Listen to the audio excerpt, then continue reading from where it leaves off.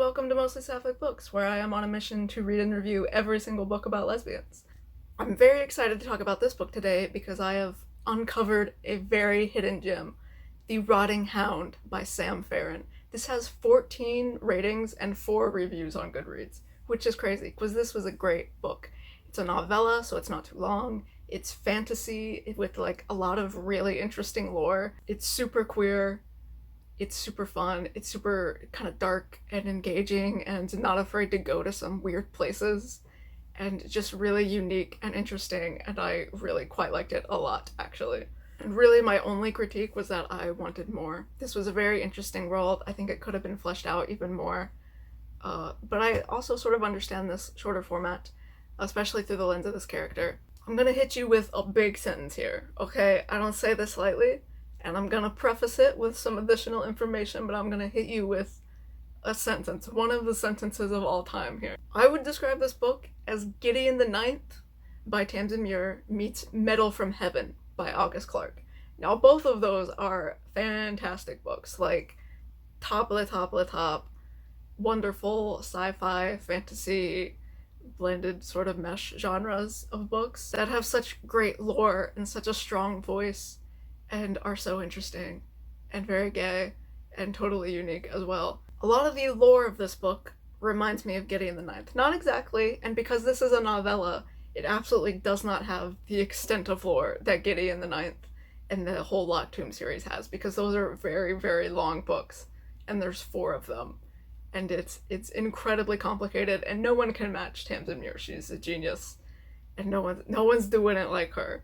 So it's not a complete one-to-one comparison here, but you know that. This book also has a lot of lore around the planets and gods and power and who holds power and kings versus gods and what gods are real. And there's a lot of thematics about devotion and religiosity and sapphic yearning and all-consuming self-destructive sapphic devotion. And it reminds me of Metal from Heaven because of the voice. Metal from Heaven is written sort of in second person. I guess it's first person because the main character is telling the story, but she's telling it to you, someone addressed as you. And this book is the same way. We have our main character, Sir Vassic, who's a knight, when she is addressing it to Saturn, which is the woman, the planet, the god, the emissary that she worships and serves. And she is completely, utterly devoted to Saturn. That is her entire life's purpose. Just like in Metal from Heaven. Metal from Heaven is narrated to the character's childhood best friend / lover who has died in a massacre, and that book is about one woman's quest for revenge to kill the man who started this massacre, basically, and to avenge her friend. And she lives her entire life in service of this one goal, to avenge her family and mainly this one girl that she knew and was in love with, and it has like immortalized in her heart and has just completely made the center of her entire universe. That is the same thing. Very strong themes of devotion in both of those books. Both of those books also go some very dark places. Again, Metal from Heaven's a longer book, so you get like some more lore and a lot more characters, and there's other things with like class and stuff going on. There's some stuff about class in this book too, actually. But again, it's not a one-for-one comparison. These are like big novels, and this is just this little world, this little slice of an interesting world that we get to lavish in for this brief moment in time. And it's quite wonderful. So anyway, the plot of The Rotting Hound. We have our main character, Sir Vassic. She's a knight. She serves Saturn. So on this planet, there's a king who rules like the main area where we are, but there's also like other peoples, and there's like a war. There's a river that's a boundary between 2 countries, and they're not at war, but they're on the brink of war, and they're fighting frequently. So there's a king, and then there's the unflinching god, who is presumably like a sort of monotheism type of god who controls everything, and some people really worship the god. Some people believe that's the only god, and it is blasphemous to worship the planets. So there are 4 planets, Venus, Saturn, Mars, and Mercury. I don't know where the other planets are doing. They not important, I guess.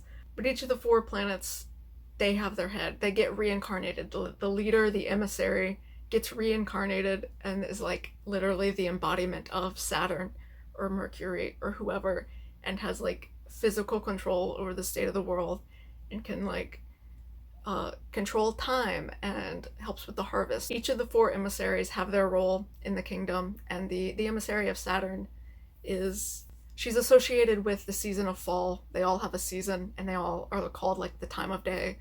Like there's dusk and night, and I forget everything. And they're all also associated with an animal. And each emissary has their own like order of knights that follow them as well.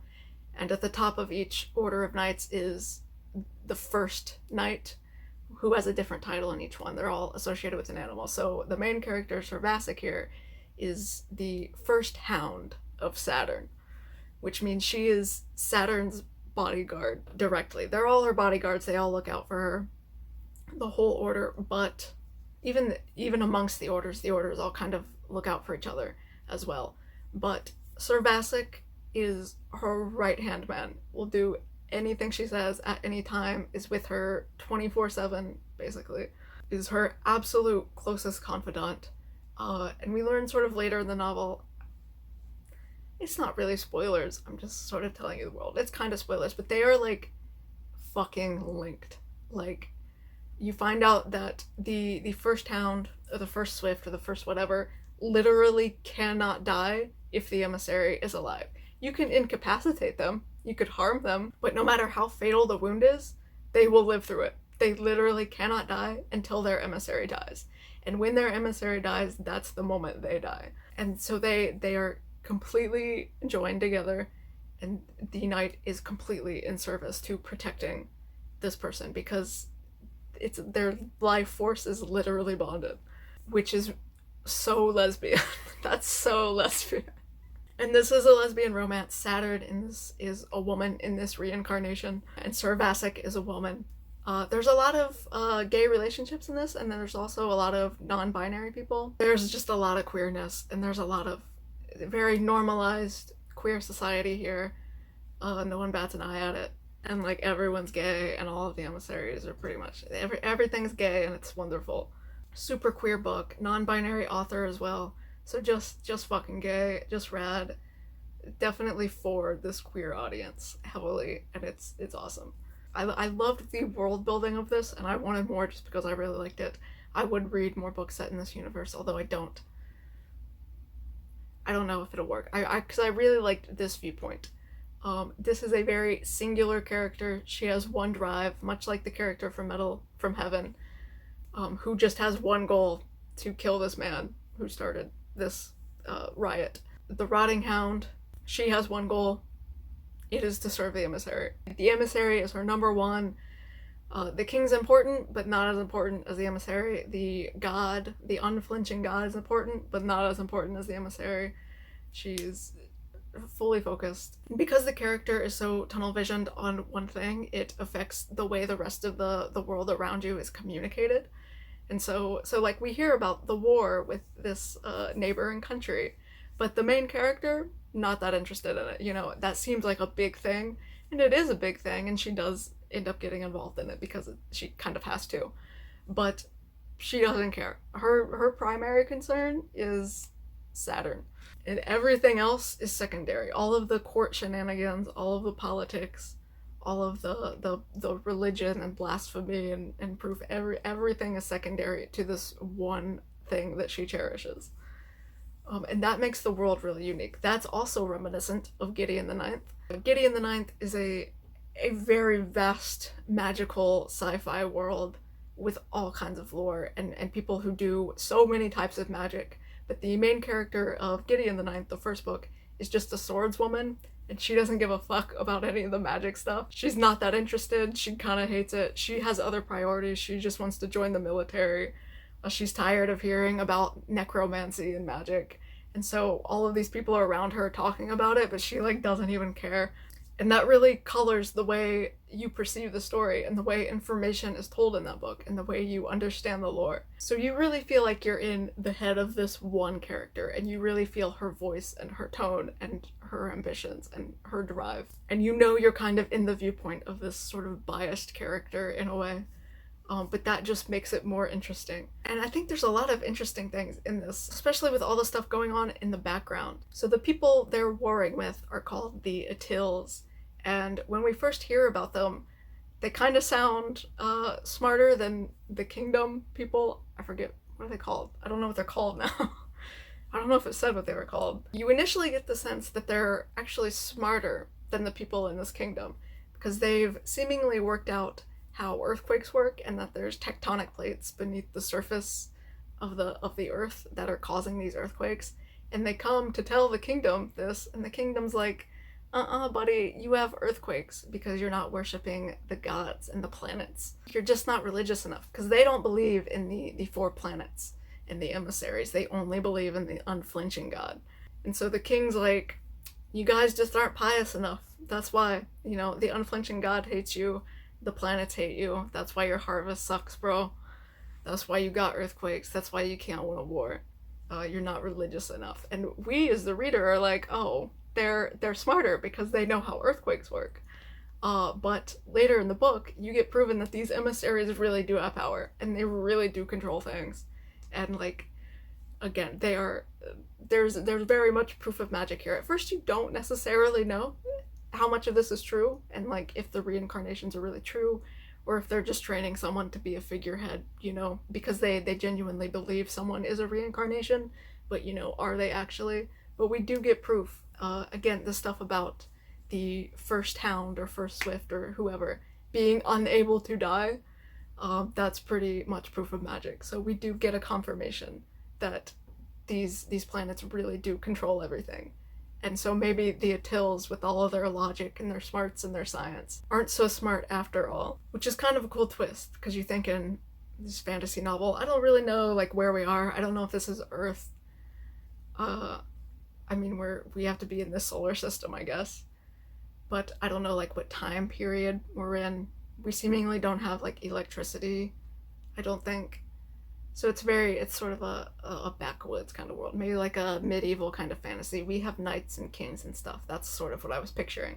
But there's also magic, so I guess it's a medieval fantasy kind of vibe. So I thought that was interesting, that the religion was the answer, and the logic was not that important. Although that doesn't necessarily fully get explored, because again, we are limited to the viewpoint of this character who doesn't really give a fuck about that. So we as the audience are very interested, and you want to hear more about the court politics and some of that stuff, but we only get glimpses of it, which sort of makes it more interesting in a way, because there's intrigue and there's mystery there that's not just getting spoon-fed to you. And there's a bit of exposition in the beginning that sets up the planet system and everything, but it's not overly explanatory. It shows you a lot of things rather than tells you, or at least it tells you in an interesting way, and isn't just here's a bunch of information. It's really easy to follow. Some sci-fi books have a learning curve where you gotta really get into it, and this seems a little bit intimidating at first. It does open like Gideon the Ninth. It opens with a dramatis personae who tells you the ranks and the orders and the planets and what they do and what they're called and all their names and stuff. So at first you're oh, this is gonna be some really big complex thing, and it's not that hard to follow at all. It's really approachable fantasy. I almost want to say sci-fi, and I think that's just because there's planets, even though it doesn't mean sci-fi, but I'm planets, science, astronomy, but I wouldn't call this science fiction at all. This has so few Goodreads ratings and reviews that the only tag on this is queer. It doesn't even tell you that it's a fantasy novel, but you can glean that from the description, obviously. This is a self-published book. I didn't say that. That's why it's so lowly rated. It's not lowly rated. It has a 4.43, which is a good rating. Again, not a large sample size of ratings, but it's highly rated. Everyone who has read this has enjoyed it. I got this on Kindle. I don't know where all it's available. I actually managed to get this for free. It was on a special sale. I always look for free ebooks because I'm a cheapo. But yeah, you can get this on Kindle. I do recommend it. It's a good book. And again, I'm looking at the ratings here. There's 1 2-star rating and 1 3-star rating, and everything else is 4 and 5-star ratings. This is a good book, and it's very enjoyable. It feels polished. It feels well written. It feels well edited. I love this cover. The cover is beautiful. That really drew me in, I think. But oh, I love this art style. I love like the gold leafing and like the shine on the gold. I don't know who did the artwork, but whoever did the artwork did a great job. I think this was a great stylistic choice, and you really see the knight. So Sir Vassic, another thing about her, she's constantly in armor in front of the emissary because she believes she is not worthy of the emissary looking upon her face. And so in front of the emissary, she is completely covered head to toe in armor. The armor looks super cool on this cover, and you see the emissary in the background, like in the shadows, like controlling her, like the hand on the head. And the emissary, Saturn, as well. She's pretty interesting. She's just been reborn. There's a bit of an age gap here. Vassic is 39. She turns 40 in the book. And the emissary is like 20 something when she gets reborn. So there's an age gap, but the younger woman is the one in control, and she's sort of childish at times or playful. She can be a bit of a brat, a bit entitled, and she's fun. Not like a perfect goddess figure, you know. But Vassic would disagree because the emissary she's a goddess. Everything she says goes. She can do no wrong, you know. So she's a cool character, and I really liked a lot of the other knights, both in Vassic's order, Saturn's order, and with the other houses. We see some of the other emissaries, and there's some really interesting people in this book, and I really liked some of the side characters and like getting to know them. And again, a lot of them are queer, so there's a lot of like queer, funky relationship dynamics. This is the first cat of mostly sapphic books. She is tied to me. She's a terrible fighter. She only bites me. She gets in the way when I'm trying to record a video. But alas, I cannot destroy her, for that would be destroying myself. Get your butt off camera. But yeah, good book. Won't spoil the ending. It wasn't like the greatest ending of all time. I think if there was a critique, it would be sort of a lack of plot in a way, or a driving force. I've talked about this recently. I've been reading some books where the main character doesn't have a goal to accomplish, and so we're just kind of like vibing along. And this is one of those books, but it's a much more interesting version of this. A lot of those books, at least that I've been critiquing lately, and a lot of books that do this, they just kind of flounder because there's nowhere to go, and the story is just not that interesting. Here, at least we have a really cool sci-fi world to keep us interested, and there are like some twists and like things going on, and there is plots. Again, there's like the war, and there's stuff with the king, and stuff with Vassic's mom, who's like a noble woman. So there is like stuff going on that keeps you entertained and like sort of keeps the book moving. But the main character's only goal is to serve the emissary, and she does that on like page 1. So it's kind of like, where do you go from here? So you sort of like don't have any clue where this book is going to end. You know that Saturn isn't going to die or anything, because you know that Vassic is alive and writing this to Saturn, so you know that they're alive. But you don't really you don't really know where this book is going to go. And that's kind of interesting because it's an interesting world, and I liked seeing, you know, what would happen. I was interested. But that doesn't give you a good sense of like character arcs or like plot arcs or things like that.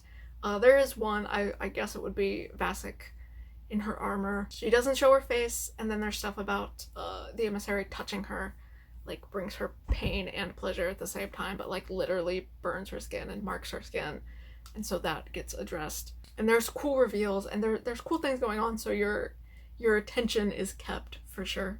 But we don't necessarily have that driving force that like is a clear roadmap to where we're gonna go. Again, Metal from Heaven, her goal is to kill this man. She has this one goal of idolizing this one person she knew, like Vassic, but she has a goal at the end of that, which is to find and kill this man. And everything in the book leads to that moment. And in this book, we're not leading to a specific moment. You could mark that as a flaw, but it's like a short novella, and I didn't care. I liked it anyway. This book managed to pull that off. I do want to know what happens, though. It doesn't feel like the end of their story, because it's not, you know.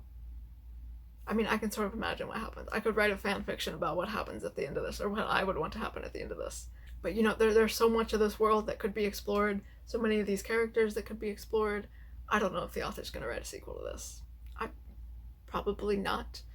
I think they have written other series before. I've never read this author before. I will definitely look into their other books. I think they write a lot of queer fantasy stuff, so I'm sure it's well written. If it's like this at all, then it will be interesting and like a unique world and well written. So definitely check out this author. I really like highlighting indie authors. Like, this is just a self-published independent author, like literally.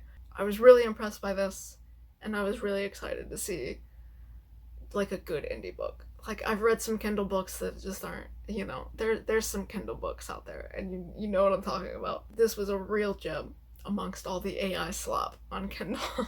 So definitely check out this author. Definitely check out this book.